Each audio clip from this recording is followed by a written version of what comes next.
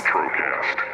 Patrick, how's your day going aside from me calling you the wrong name at the beginning? It doesn't matter because you see on my sign, my call sign has the wrong name. Don't worry about it. It's all good.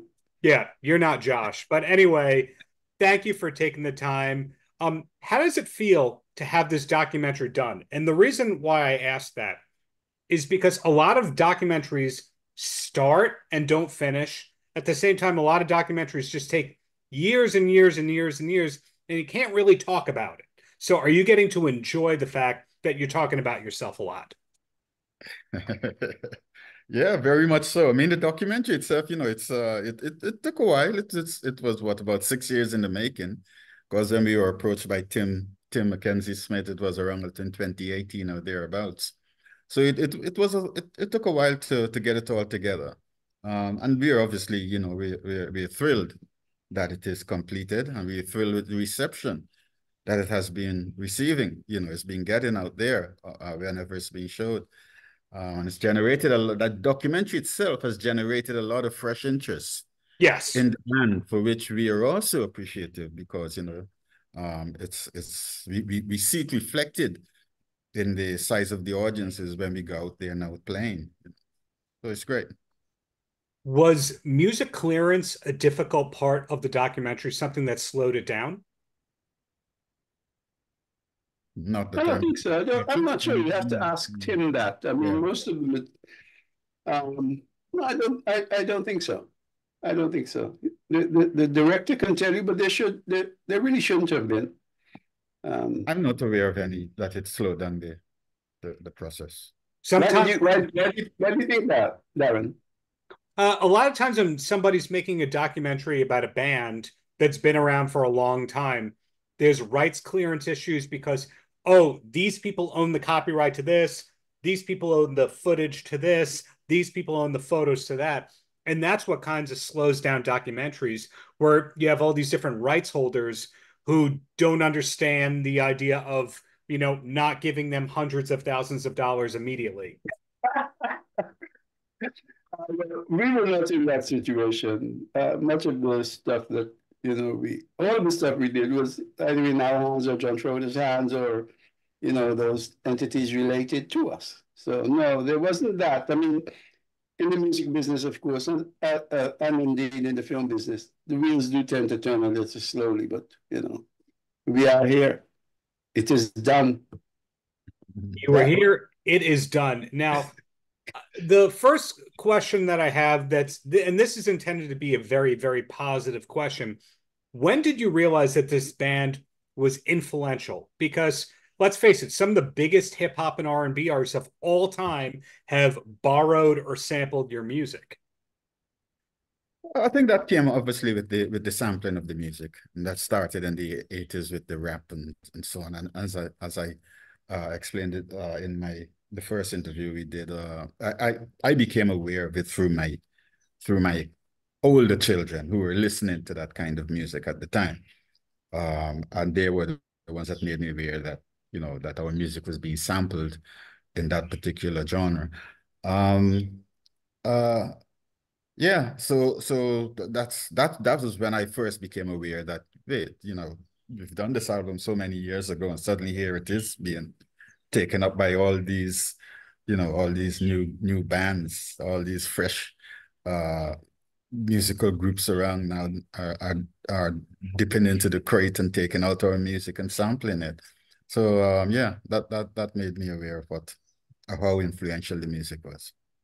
Well, a lot of old school hip hop sampled James Brown and classic stuff, but the people did not get credited with the songwriting or the publishing. Nowadays, there's companies that specialize just in sample clearances, so it's a different game. What was the first sample where you were properly, ultimately taken care of? Was it the Fugees? At the outset, there was a little difficulty, but over time, everything that has been used, everything that belongs to this that has been used, we have been able to get credit for and suitable recompense for. I'm glad to hear that, but there were years, I'm sure, where you weren't being properly credited and you had to fight and get a retroactive, correct? It didn't take long. Fortunately, we didn't have to end up in the courts. You know, Oh, everything was dealt with amicably. We didn't have to end up in the courts. No. That's the that good is thing. fantastic to hear. So I have wrongly assumed that it was hard to clear the music for this and that people were not correctly crediting you. So I guess if I have that wrong, then a lot of people have a No, lot no, of wrong about your band. you're not wrong. I think initially with the rapping and so on, the people who were taking the music were not clued up with all the niceties that's involved in going through and getting clearances, etc. They just liked a piece of music and they wanted to utilize it in whatever it was they're creating, and they were doing that, you know. But later on, then the issue of, you know, giving credit for the creative process of the original stuff arose, then it was dealt with amicably, and it was all resolved fairly quickly without too much problems. Great. So on a positive note, in about a month, the band is playing All Points East Music Festival.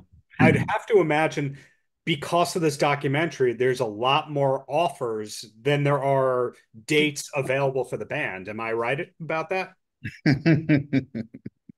Patrick. Well, put it this way, you know, we've been very busy, but not too busy. Oh, okay. And we try to be selective in what we do and how we do it, because for a start, we had to plan space and time to make a record.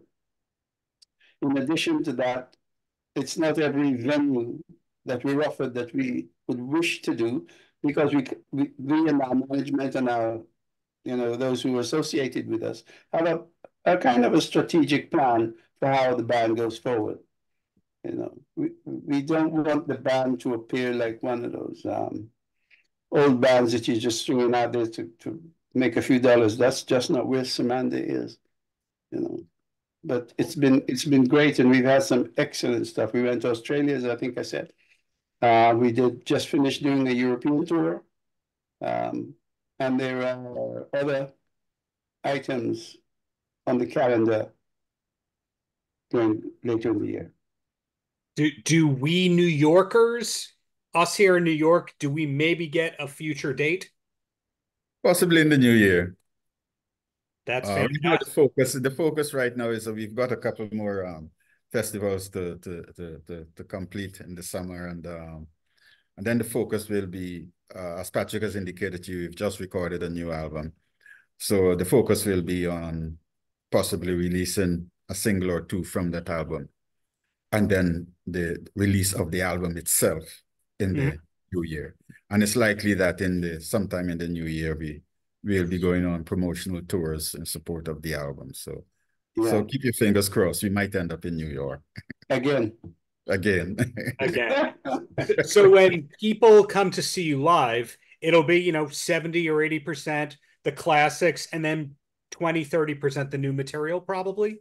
Well, that's a nice suggestion. Thank you for it. Steve and I hadn't settled that issue yet, but I'm going to use what you say if he wants it to be any different way. So we can't forget the classics. Obviously, the classics are important, and a lot of people will be coming there to hear the classics. You know, so it's got to be a blend of the new and the old. That's very exciting. And who's going to be in the band besides you two? Is it the same people who were on the KCRW session? That was an excellent session that I watched online. Thank you. One has died, Pablo, our conga player, and two others. Their health is not sufficient to enable them to continue the project. So we have the vocalist that you saw in the KCRW. He's with us, Ray Simpson, and we have brought in a few. Well, I should say what we consider to be the cream of the crop with black musicianship. Some really great players, and the band is hellish good. Hellish Good. Is that the name of the new album? Hellish Good. That would have been a good name, actually. Hellish Good. How about that earlier? Here's a free idea. If you do a live album on this upcoming tour, you name the live album Hellish Good. Okay. You think about it. Yeah, Okay, we cool. keep that in You might mind. come back and say, that's how you get that Yeah, woman. Yeah. I will credit you as well if you go down that route. 2 thumbs up. And one last question for both of you, and then I let you go because you've been very generous with your time, and a lot of people want to speak to you today. The last question, and I'll start with Patrick first. What's the last concert that you went to for fun? Oh gosh. That's a difficult one. That's a difficult one. Probably. God, I don't think, Steve, if you know, talk while I think. I can't think of any. I can't think of any, to be honest. For fun. Oh, I know what it is. I know. Miami Gardens Festival, 2018. Smokey Robinson, Anita Baker, Oh yes, you're right. Fantasia. We were both on that festival. We both went And together. somebody else, I can't remember. And yeah, that's the last one. Yeah. Yeah, I think that's right. I haven't been to any festival since that either. Mm. And that one was hellish good too. I'm glad to hear it was hellish good, but thank you both for your time. Thank you for the decades of great art. Congratulations on the documentary, and looking forward to seeing you live in the near future. Thank you, Thank you Darren. very much, Thank you Darren. for accommodating us on this program. Thanks. Paltrocast.